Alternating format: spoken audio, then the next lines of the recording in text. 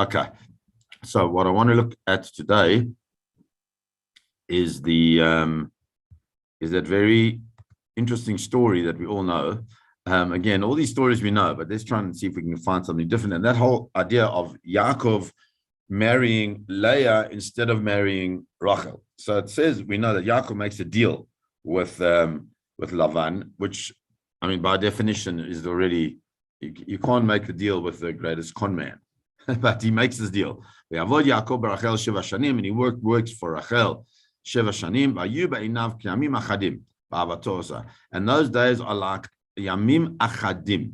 Now, the word Yamim Achadim is like singular. So that they're like singular days, one day. It's not it doesn't seem to be so long. So the way the Sforno says, he says that he thought that maybe he would get it quicker, but okay, he didn't. But nonetheless, because he loved her so much,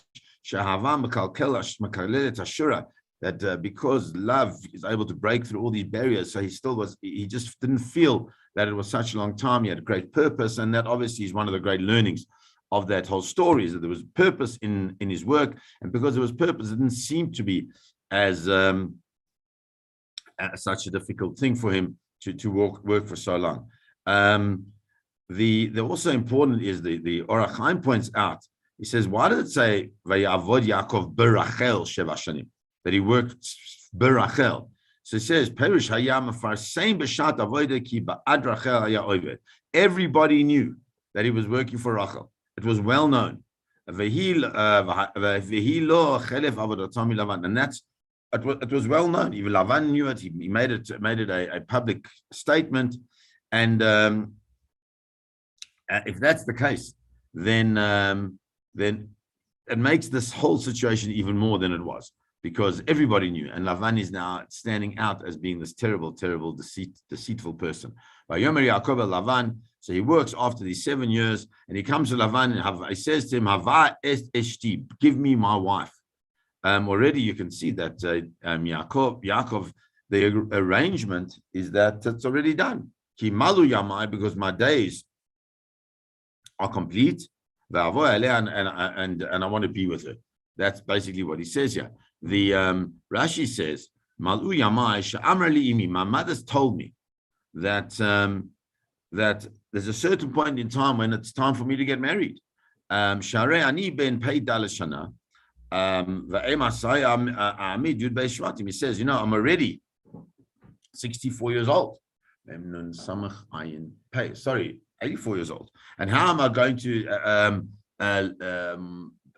establish the 12 tribes? I need to start moving on. I can't just wait and keep waiting for all these things. And it's an amazing thing, by the way, if we really think about it, that these two boys, Yaakov and Esav, stayed in their parents' home for years and years and years. Yaakov never gets married. Esav marries, we know, he marries when he's 40, but Yaakov doesn't marry. Yaakov doesn't marry for a long time. So it comes out now, it teaches us from learning out from the Midrashim that Yaakov is actually 84 years old, and he has not yet had children. That's why he says that it's time for me to get married, and so that we can be together and we can have children. And what happens is there's no discussion. Vayesof Lavan et kol anshe hamakom vayat mishte. Lavan gathers all the people of the place, kol anshe hamakom, which is quite something, because we said that everybody knew that that the deal between Yaakov and Lavan was supposed to be for Leah, but nonetheless, so he gets everybody together, and Vayas Mishte, and he makes a mishte, he makes a party, and then the Datza Kanim points out an amazing thing. Lavan Ramahaya. Why does he make a party? He says Lavan was a deceitful person. He was mamish, a terrible person. Al Kain Nikra Lavan Haramai. That's why they call him the deceitful Lavan. And what was the purpose of having this party? When it's Kavein Leshakeret Yaakov Bayayin, Kadei Lirmoshe. What was the whole point? What he was trying to get Yaakov drunk so that he could deceive him. So he wouldn't be able to differentiate between Rachel and Leah. And he says, you must know, you see, and you see that. How do we know that? Because later on, when he does eventually marry Rachel, he doesn't make a party. The party wasn't to celebrate. The party was in order for him to get Yaakov drunk. And that night, where he thinks that Yaakov is already drunk, what does he do? He takes Leah, and he brings her. He brings Leah to him, and he's with her. And he gives her Zilpah, her shifcha, for Leah, his daughter. So let's try and understand what happened. It was nighttime now. So it's nighttime. Since it's nighttime, it's clear that it's a perfect time for him to launch his terrible, terrible plot. And he takes Leah, his daughter, and he brings her to Yaakov. And it says that that they were together. And Rashi, the Netziv points out, because nobody else says anything on this, not many. Rashi, the Netziv says, "V'lo ksiv leisha." He says that it didn't. He wasn't with Leah for the purpose of Ishut, right?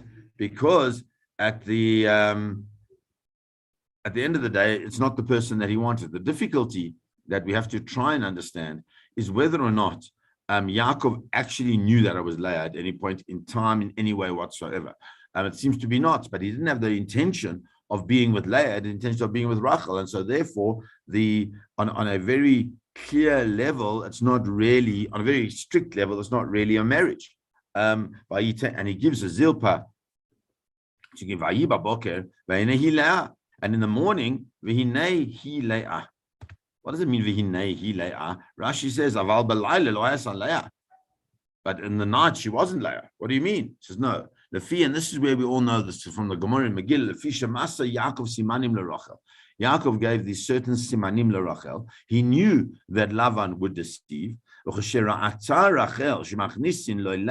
And when Rachel saw that they were going to put Leah instead of her, Amra akshav tikale machoisi. Now my daughter will be, my sister will become terribly tikalem, will be totally embarrassed. But it's not an embarrassment. You only get a little bit embarrassed. She'll be totally devastated. It will destroy her completely.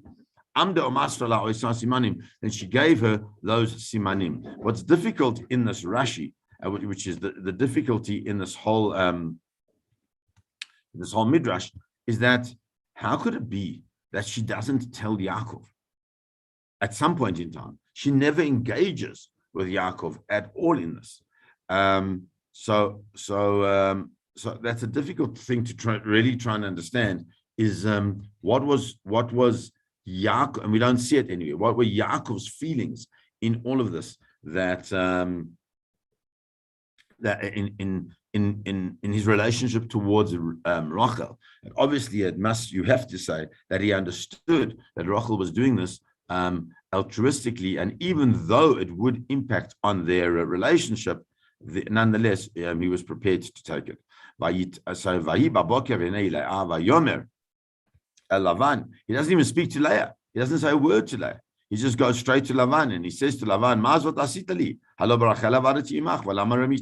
says, what have you done? I didn't work for you, for her. I worked for Rachel. Why?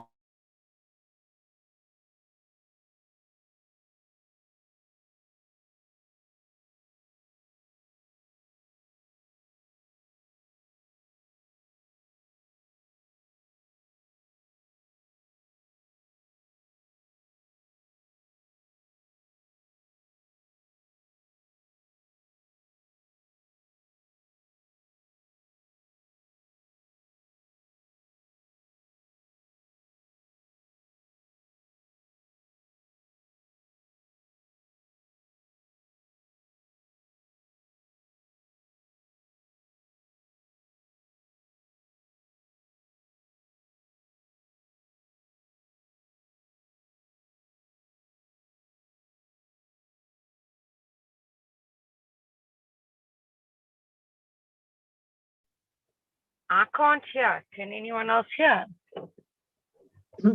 No, it seems to have frozen. Oh, okay. I thought I was wondering if it was just me. No, Rabbi's disappeared now. Because all of a sudden, no, because I'm driving, so I thought maybe my signal went. No, so And it seems like very less. Yeah. So okay. And is the rabbi even? He's not even on anymore. He's not even on anymore. No, it's the screen. Yes. Apologies. Electricity dropped. We'll load a shiur later today. Okay. Oh, we'll get another one. Yes. Okay. Have a good day. All right, cool. You too. Bye.